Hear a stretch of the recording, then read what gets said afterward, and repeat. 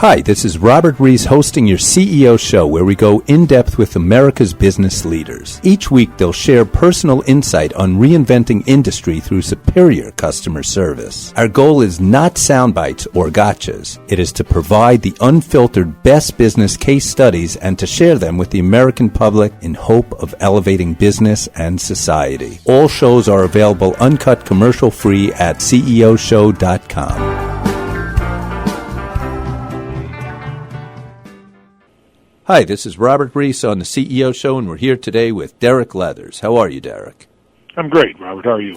Good. And Derek is the president of Werner Enterprises. Now, not everyone has heard of Werner Enterprises, but it really is the backbone of America. Recently was cited with Forbes.com as among America's most trustworthy companies. Talk about what Werner Enterprises business is. Well, our business is, we're a transportation and logistics company. We were interestingly founded by our founder with one truck in 1956, but we've grown out of that truck-based asset model into really a true supply chain consultant for our customers. So our business ranges the globe. We do business to and from about 120 countries, and our services span everything from truckload services to LTL consolidation work, to overall supply chain optimization, and doing all of that both domestically as well as abroad. And we're going to later on talk a lot more about supply chain optimization and the importance of it, because I think to CEOs it's one of the things they don't always know how important logistics are. We're going to talk a lot more about that. Let's first start, though, with the organization, because what I have to say is I took a tour about a week ago. As you know, Stephanie did a terrific job, and it really is what I would call one of the great companies in America. Talk about the whole culture there. Yeah, I think our culture is an interesting one. Obviously, we're a Midwestern-based company with a very conservative culture. One way to describe it would be an analyst wrote about us in a negative write-up several years ago.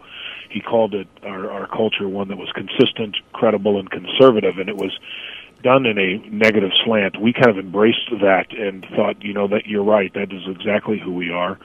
We are consistent, we are credible, we are conservative with our accounting and our approach, and I think those principles are really principles that stand the test of time. And so nowadays those are popular and positive statements. They weren't always the case when people were maybe taking more aggressive stances.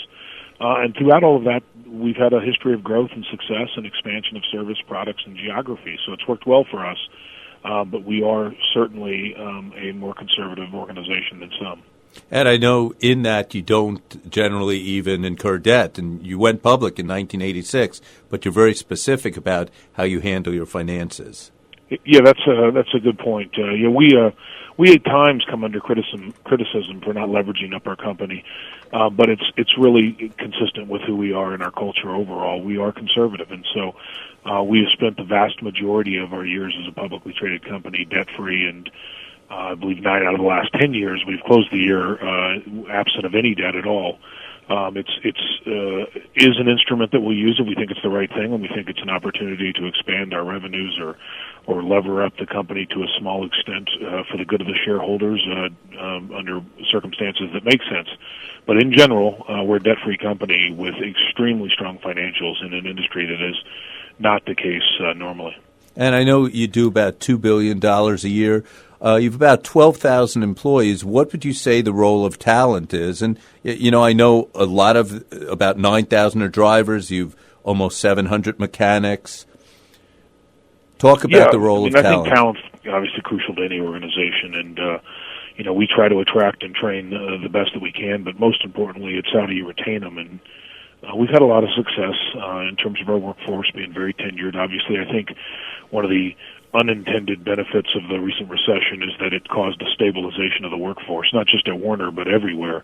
People job hopped less and you had less rotation, and so people had an opportunity to really absorb the culture of the companies they were in.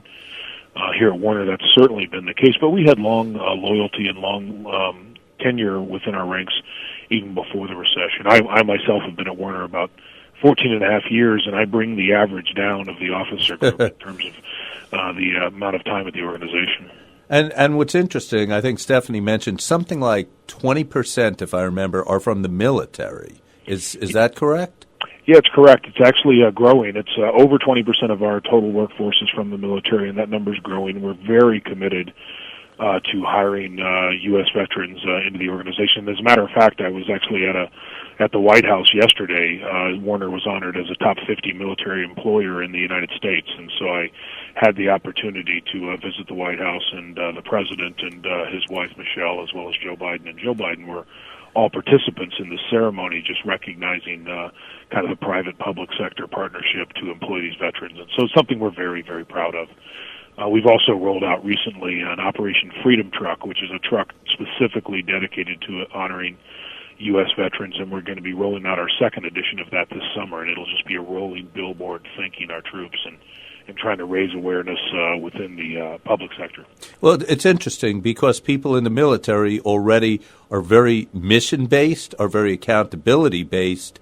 So, it's an interesting play in bringing people from the military into work. I think it's one of the saviors of our whole nation if we're able to do that too, personally. Yeah, I think it's the patriotic right thing to do, so it's sort of a no-brainer on that front. But furthermore, you're talking about a workforce that's certainly dealt with a lot of stress over the last several years, have performed under pressure in a very literal sense, have been raised in a culture of discipline and work ethic and respect and things that translate well to an industry as tough as supply chain. We just think it fits us, it makes sense for us, and I think there's other organizations that are stepping up and doing the same thing, and there's going to be quite a few of these veterans looking for work, and we need to make sure, that part of our sacred duty as a nation is to find gainful employment for them when their time in the military is over. This is Robert Reiss on the CEO Show, where we interview the leaders who have reinvented the fabric of America. We're here today with Derek Leathers, who is the president of Werner Enterprises. And I want to ask one more question about the culture, because I noticed the way the building's structured, even HR is in the center, and then you have these fitness centers, and I even saw a sign that said 10 reasons to walk the stairs. So you seem to be very committed in building a culture that's cohesive and healthy. Yeah, we're trying to focus on wellness initiatives all around the building and really get people active in their own health and well-being. Try to get them to take ownership of their lives, both personally and professionally. And I think you can do a lot of those things by sort of setting the right image forward. The other thing we do is we have our leaders embedded in the various divisions that they manage versus some companies that might have an executive floor or an executive wing. I prefer to see the leaders amongst the people that they're leading. And so what it does cost for me in my role is a lot of walking between areas to interact with everyone, but I like that as well because it gives you face time with the folks that are making a difference every day. And it's obviously been a tremendously successful organization. It adds a lot of value to America and to companies and CEOs. But I'm sure it's had its challenges and mistakes that it's made through the years, or I'm guessing that. Were there ever any mistakes or challenges that you went through as an organization that you learned from? Yeah, I think all organizations go through various learnings. One of the ones I think we went through was in this most recent recession. We were probably a little late to respond to the data points. We're in the trucking business, which means we haul the freight of America's economy, so we have to be very aware of whether the economy is growing or contracting. I think the signals were all there that we were in a contracting environment, and although we were the first publicly traded truckload carrier to go public and say we were going to shrink our fleet, we still did it probably 6 months later than we should have. And if we had made the tougher decisions earlier, I think it would have been better for our shareholders, but also better for long-term the majority of our associates, because we would have right-sized the ship more quickly. Another thing I think that we did that was honorable in our efforts, but perhaps clumsy or difficult in our execution was we chose to avoid, the Black Friday approach when we decided that it was time to downsize, and rather we allowed it to happen over the course of about a 14, 15-month period through normal attrition. The good news in that is that you do avoid the cleaver, and you do it a little more surgically or a little more carefully. The bad news is, my learning from it was that people lived for 14 months with a sort of cloud over their head, wondering when we would have reached the right size versus being able to provide them certainty by doing it more expeditiously. So I think those are things we've learned. There's many others, but that's one that comes to mind. This is Robert Reiss on the CEO Show. We're about to take a break. We are with Derek Leathers, the president of Werner Enterprises. And when we come back, we're going to talk about the word logistics, supply chain. And for all of you CEOs listening in, there's a lot of information that you'll be surprised on how you could actually improve your organization through logistics. So Robert Reiss with Derek Leathers from Werner Enterprises, back in a few.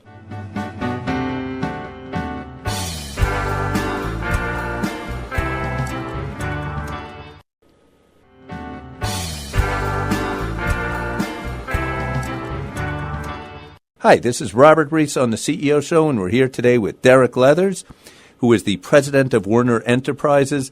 Derek, we have a lot of CEOs who are interested in the word logistics. Talk about what you offer in terms of logistics and why logistics are important to CEOs. Sure. I mean, what we offer at Werner is a real portfolio of services. I mean, to me, logistics, simply stated, is visibility. I mean, what we're selling every day in our logistics group is visibility to the products and inputs that any company needs and needs to know where they are at any time in order to run their business. People often think of logistics and think of the movement of freight rather than the actual management of freight and of their supply chain. What we try to do is to bring light on what is otherwise pretty murky waters. And so what that looks like, for instance, would be providing our customers with visibility down to the PO level or the SKU level overseas in China at the origin factory, and then keeping that level of visibility in front of those organizations throughout the supply chain all the way to final store delivery or to the factory, whatever the case may be. What it means when done properly is that you can eliminate, depending on the size or scale of the organization, it could be hundreds, if not thousands of loads, simply because with visibility you need less overall inventory, because as long as you know where it's at in the supply chain, you can count on it and sell against it. So those are the kind of things we offer. It comes in a variety of packages, whether it's air, ocean, rail, truck, or expedited delivery. But ultimately, each package is tailored based on the type of product that needs the customer and the amount of visibility that they need to run their business. So you have with that dedicated services, you have your network, value added. Talk about where these different models play into that. Sure. So some of the services that we would offer or products that we sell are, as you mentioned, we have dedicated contract services. So we might go into a customer and be able to displace their current private trucking fleet, offload that liability off of their balance sheets, and be able to do what we do best, which is provide that trucking service for them. The truck, the driver, the trailer could look as though it was that company's equipment, logoed, painted, uniformed, etc., but yet operated by a company whose sole purpose in life is to be a best-in-class truck operator.